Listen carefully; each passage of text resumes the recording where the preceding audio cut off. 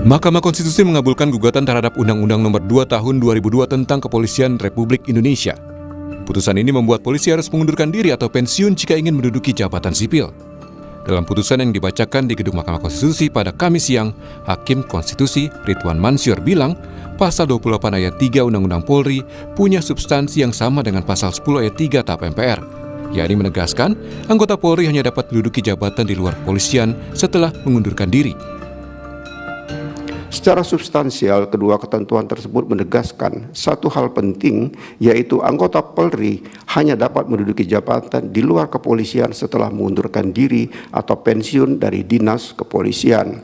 Artinya, apabila dipahami dan dimaknai secara tepat dan benar, tanda kutip mengundurkan diri atau pensiun dari dinas kepolisian adalah persyaratan yang harus dipenuhi oleh anggota Polri untuk menduduki jabatan di luar kepolisian. Amar putusan mengadili 1. Mengabulkan permohonan para pemohon untuk seluruhnya. 2. Menyatakan prase atau tidak berdasarkan penugasan dari Kapolri dalam penjelasan pasal 28 ayat 3 Undang-Undang Nomor 2 Tahun 2002 tentang Kepolisian Negara Republik Indonesia, Lembaran Negara Republik Indonesia tahun 2002 Nomor 2 tambahan Lembaran Negara Republik Indonesia Nomor 4168 bertentangan dengan Undang-Undang Dasar Negara Republik Indonesia tahun 1945 dan tidak mempunyai kekuatan hukum mengikat. 3. Memerintahkan pemuatan putusan ini dalam Berita Negara Republik Indonesia sebagaimana mestinya.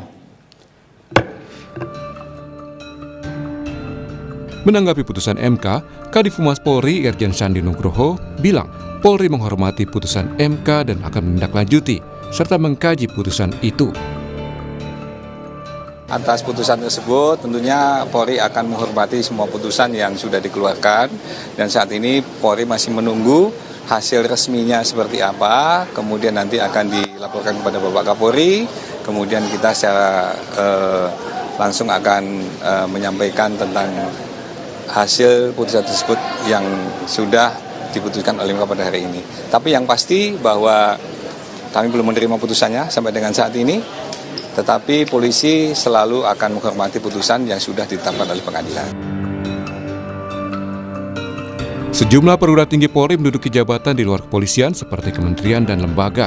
Di antaranya Komjen Ketut Suwardana, Irjen Kementerian P2MI, Komjen Joko Purwanto, Irjen Kementerian Kehutanan, Komjen M. Iqbal, Sekjen DPD RI, Komjen Puji Prasetyo Hadi, Irjen Kementerian ATR BPN, hingga Irjen Soni Sanjaya, Wakil Kepala BGN.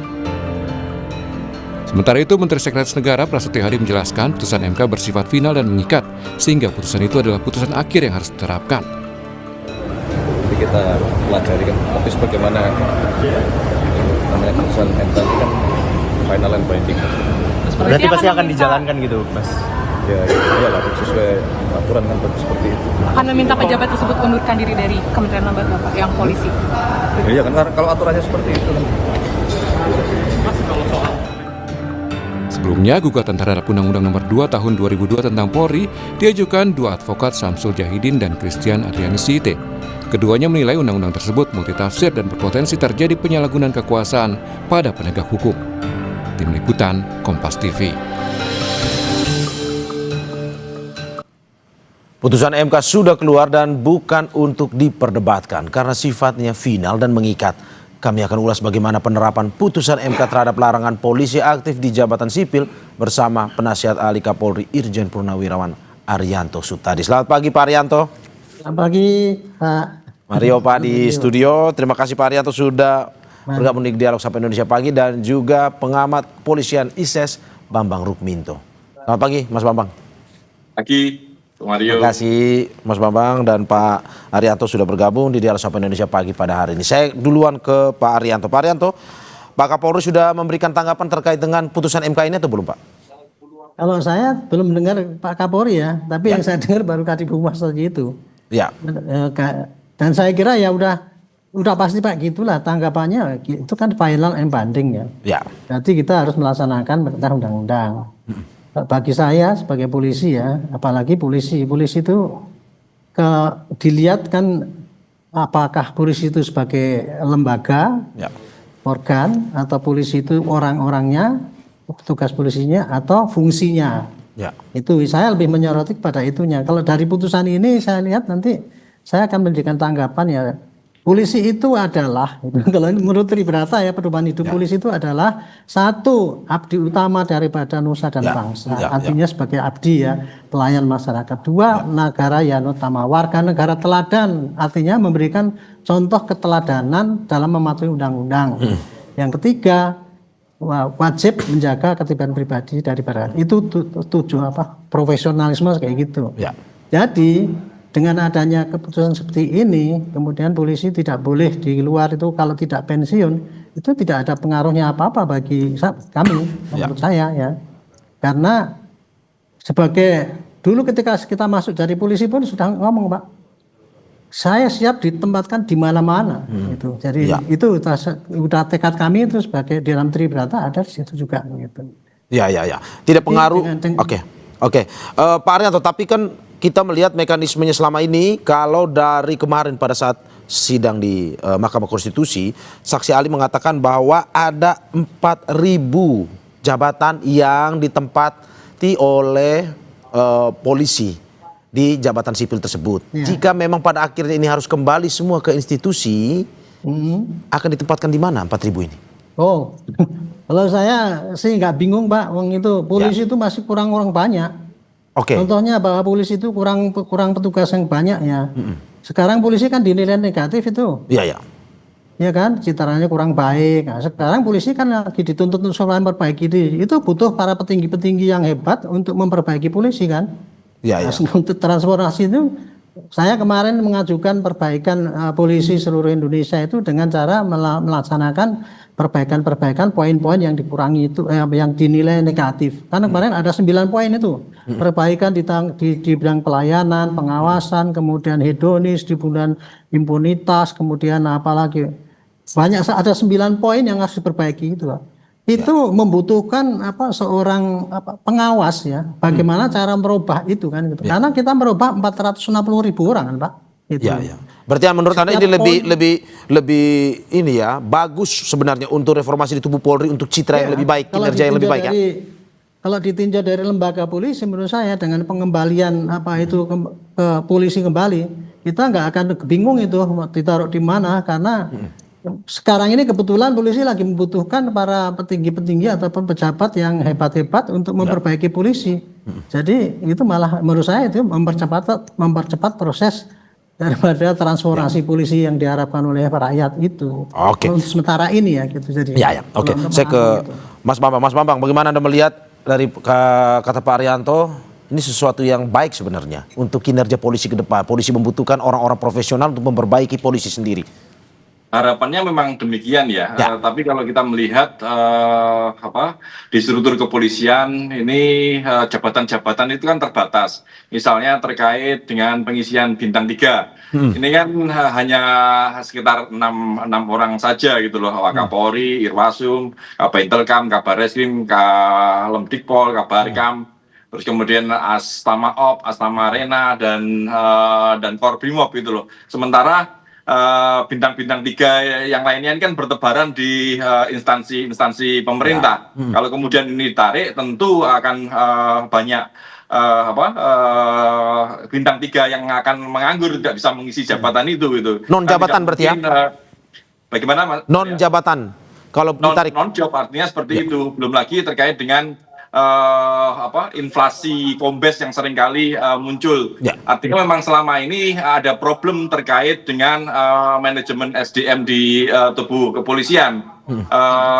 Pengembangan organisasi ini dibaca hanya sekedar menyebarkan personil di lembaga-lembaga atau kementerian atau lembaga yang lain, dan ini ternyata keputusan MK kemarin kan menganulir itu semua. Makanya memang ini nanti akan memunculkan semacam tsunami ya dari tubuh kepolisian terkait dengan baliknya para jenderal ke tubuh Polri gitu. Tapi kalau di level fungsional, level perwira menengah, bintara dan tamtama yang juga dari 4.300 itu ada sebagian besar dari perwira menengah ke bawah. Ini tentu akan sangat memberikan darah segar karena mereka sudah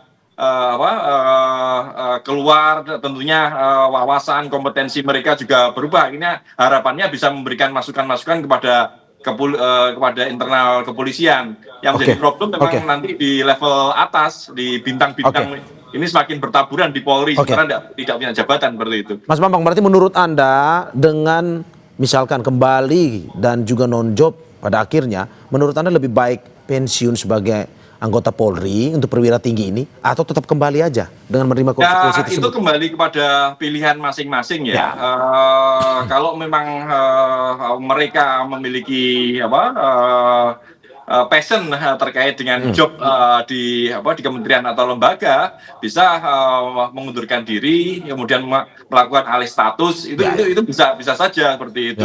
Dan tentunya ini akan menjadi positif juga bagi Polri karena tidak perlu menampung mereka kembali ke Polri karena tentu ini akan mengganggu juga ritme di internal seperti itu. Pak Arianto, bagaimana dengan frasa tsunami kalau kembali lagi ke institusi Polri, akan ada banyak perwira tinggi yang mungkin saja non-job juga. Non-job gitu kan ya. Itu kan kalau Pak Bambang kan di luar Polri, jadi nggak ngerti apa yang terjadi di internal. Saya itu sehari-hari kan ngelihat bagaimana kinerja Polri itu ya kan. Jadi di Polri ini seandainya mereka itu para bintang 3 itu kan job tinggi gitu ya. Misalkan dikembalikan ke polisi, memang secara struktural nggak ada, kelihatannya kemudian kan nggak ada kerjaan kan gitu kan.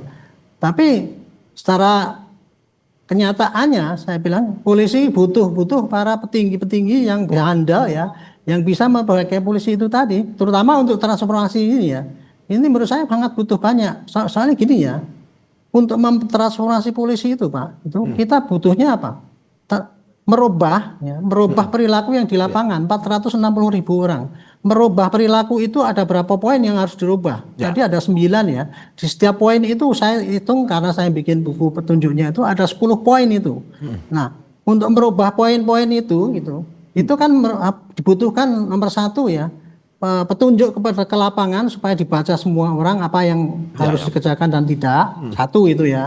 Jadi itu petunjuknya harus disempurnakan dulu supaya itu betul-betul bagus. Ini butuh kan gitu kan perancang. Kemudian pelaksanaan di lapangan, bagaimana mensosialisasikan, bagaimana mengevaluasi, bagaimana cara menindak pelanggaran, dan bagaimana cara mengevaluasi. Itu bukan butuh seorang yang nggak apa-apa itu. Kalau memang mau kerja, masih banyak kerjaan di Tapi mau ditempatkan di mana Pak? Kalau misalkan pada akhirnya kembali, mau ditempatkan kemana sebenarnya? Apakah masih ada? Itu tadi sebagai pengendali daripada setiap butir-butir perubahan yang akan disampaikan. Berarti ada jabatan baru yang dibuat atau pos yang dibuat baru untuk mengisi? Harus ada. Kan di dalam polisi itu kan ada tugas rutin, ada satgas gitu kan. Kalau kita bisa bikin satgas secara mendadak itu, kemudian bisa, kenapa untuk transformasi itu nggak ada satgas kan gitu. Jadi tidak ada misalnya menurut saya sih tidak ada rumus, tidak ada pekerjaan di situ. Justru kita itu bisa memanfaatkan, kalau bagi saya ini jadi peluang ini polisi untuk memperbaiki diri gitu. Bukan suatu tsunami bagi saya. Saya kembali ke Mas Bambang. Mas Bambang, kalau dalam Undang-Undang Polri kan kita kenal bahwa institusi Polri adalah institusi non kombatan atau institusi sipil sebenarnya. Menurut Anda, apakah mungkin sebenarnya dengan penempatan mereka di jabatan sipil sudah sesuai dengan kinerja mereka, didikan mereka selama ini, atau bagaimana sebenarnya? Ya, kalau saya melihat sejak awal dididik, ya mereka tidak dicetak untuk menjadi birokrat-birokrat di kementerian dan lembaga. Mereka lebih pada tugas-tugas kepolisian. Tugas-tugas kepolisian ini kan meliputi Harkamtibmas dan terutama Harkamtibmas, pemeliharaan keamanan ketertiban dan penegakan hukum. Jadi fokusnya di sana. Memang kemarin ketika berada di kementerian dan lembaga, fungsi mereka salah satunya melakukan pengawasan pada lembaga terkait. Tapi isu yang beredar kan juga tidak hanya melakukan pengawasan, tapi menjadi pengamanan. Itulah yang akan yang memunculkan persepsi adanya konflik kepentingan, karena konflik kepentingan antara ini yang diawasi dan yang mengawasi kan sama saja kalau mereka ada di luar struktur. Makanya kemarin keputusan MK mengembalikan itu memang sudah, saya melihatnya sudah sangat tepat ya, karena memang dalam undang-undangnya memang mengatur seperti itu, tidak bisa di luar struktur karena harus mengundurkan diri dan pensiun dini. Semangat undang-undang itu adalah menjaga agar Polri ini tetap profesional dan sebagai Polri sebagai lembaga yang diberikan kewenangan negara dalam tugas kepolisian ini lebih profesional dan bebas konflik kepentingan dan lebih independen, karena harus disadari bahwa Polri ini adalah aparatur negara, bukan aparatur pemerintah. Meskipun sama-sama di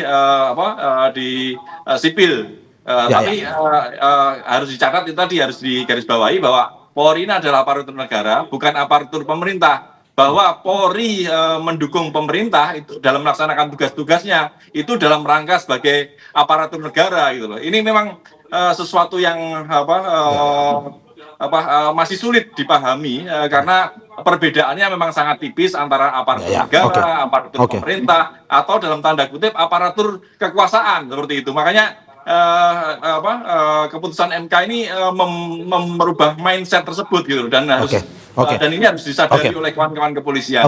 Mas Bambang, kalau kita melihat dalam sidang kemarin, dari alasan penggugat adalah karena banyak anggota polisi aktif yang menduduki jabatan, ada kepala BNN, ada BSSN, BNPT, KPK. Menurut Anda dengan eksodus yang hasil putusan ini, perpindahan kembali ke institusi Polri ini, apakah akan mengganggu sebenarnya apa yang telah dilakukan selama ini di institusi sipil tersebut, atau bagaimana sebenarnya? Ya, sedikit ada goncangan juga ya.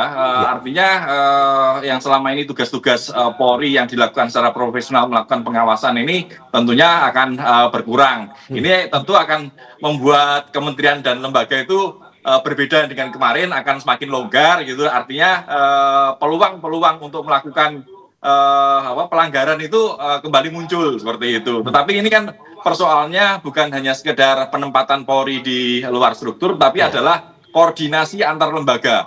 Artinya kalau itu tidak bisa diselesaikan antara antar lembaga, tentu ini akan menjadi dampak yang negatif.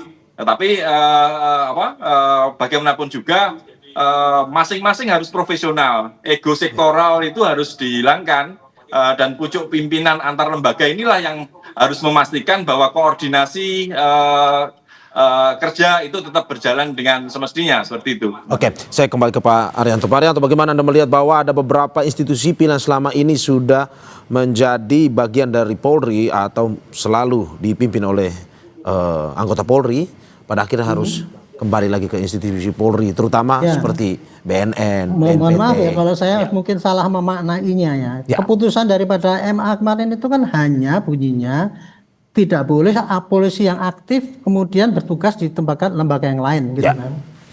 Bukan berarti tidak boleh, tapi harus keluar dulu. Harus keluar, pensiun. Kemudian baru masuk ke situ. Berarti bukan tidak ada larangan Pak untuk anggota polisi masuk ke situ sepanjang dia sudah pensiun daripada polisi. Nah, otomatis besok seandainya ini BNN misalnya tuh, ya paling tinggal yang sekarang masih dinas itu ya suruh pensiun, kemudian mau boleh ke situ kalau memang dia maunya ke situ.